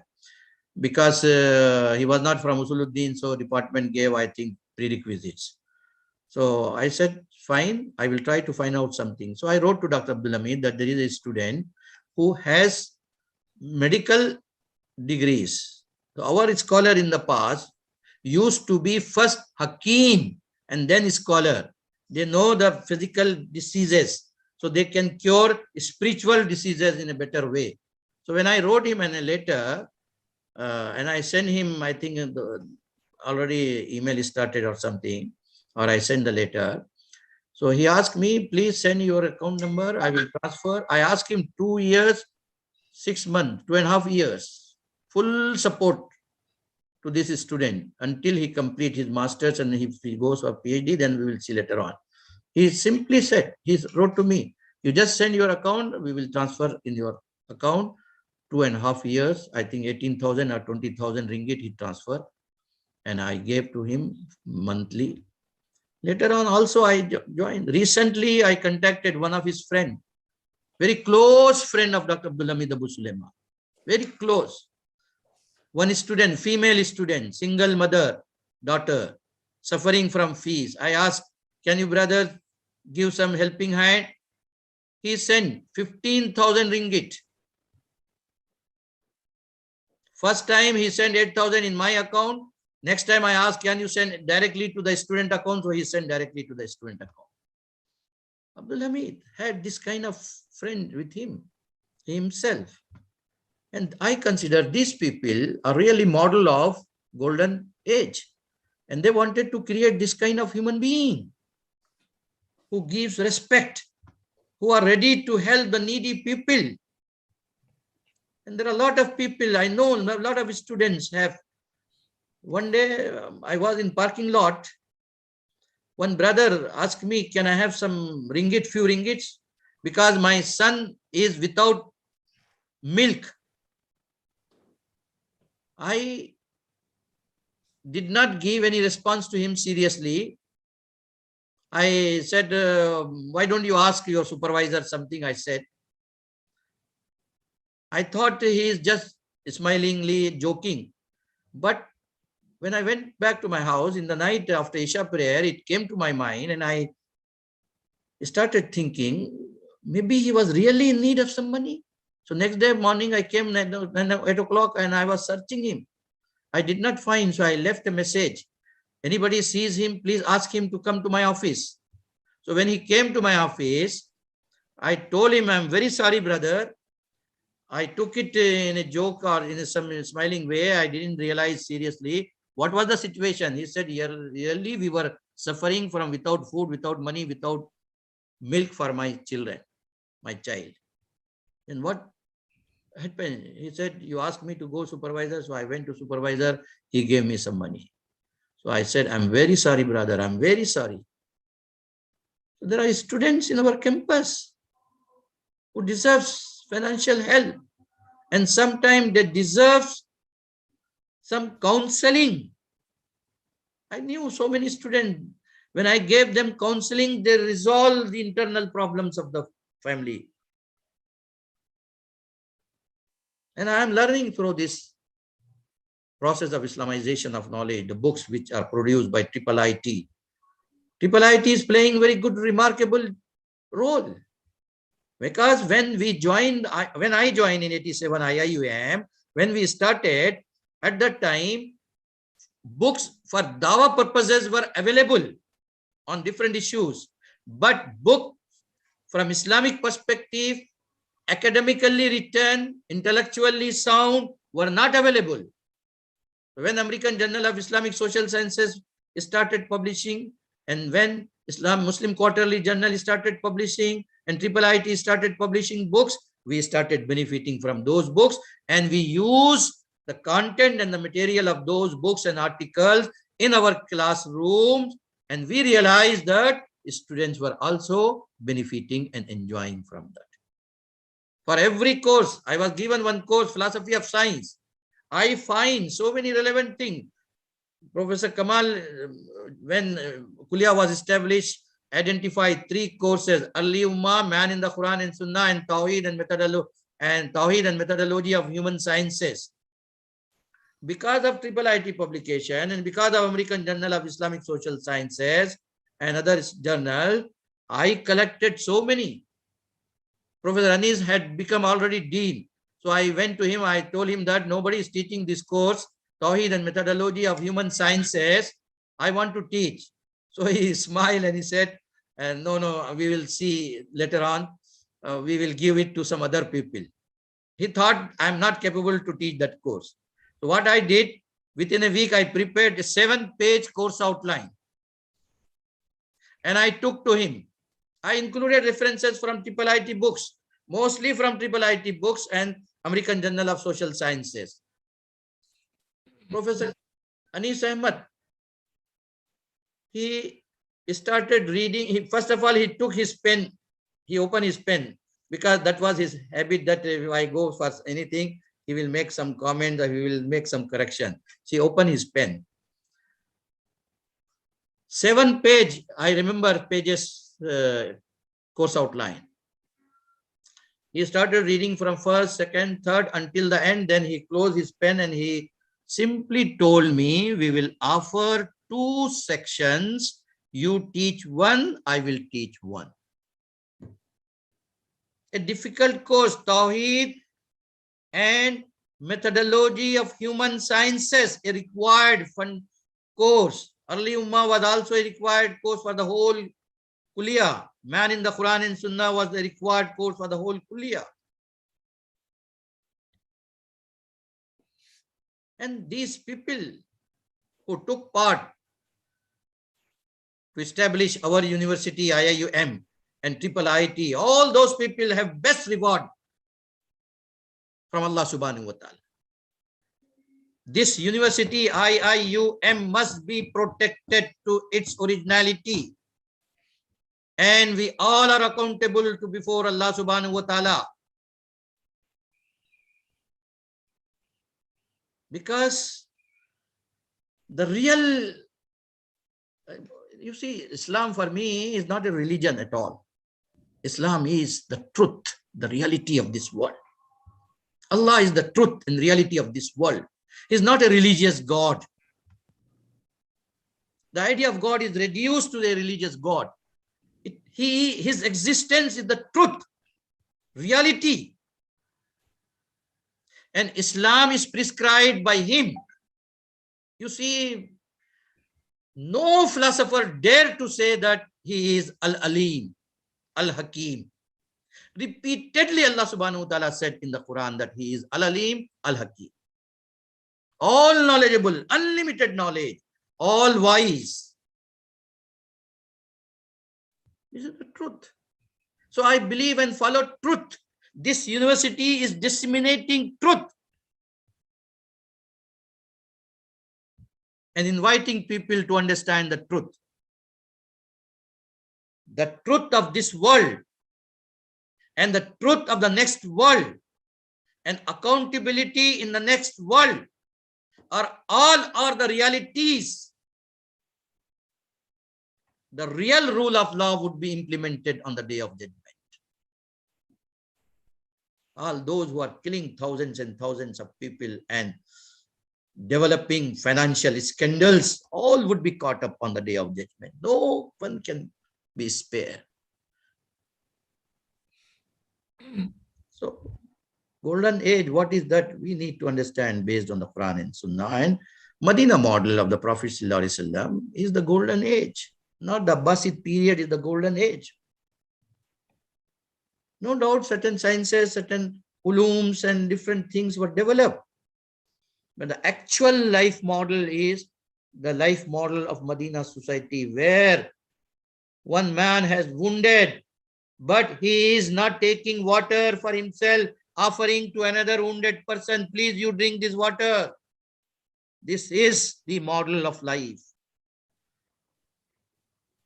When Professor Naqibullah Taz mentioned about perfect model, it impressed me. Yes, really, Prophet's model is the perfect model of perfect man. And in educational system, we want to produce human being based on that model of perfect man. Thank you very much, sister. Thank you. Thank you very much, Prof. Mumtaz. And I don't see any hand. So I consider that is the last question, I believe. And yeah, the rest is just to thank the committee members, organizer on this, and then also to thank Prof. Mumtaz for this lecture. So, and then finally, I would like to thank, of course, Professor Mumtaz, Tan Sri Muhammad Kamal Hassan, and then Professor Habib, and Professor Shukran, and last but not least, actually Professor Tamim is the person behind the screen, behind. So, and our committee members, and inshallah, see you in the future in our coming programs. Inshallah. And with that, wabillahi taufiq wal hidayah. Assalamu alaikum warahmatullahi wabarakatuh. Thank you very much. Thank you very much, brother Muhammad Rashad, attending my lecture. Thank you, Prof. Thank you, Prof. Thank you to everybody.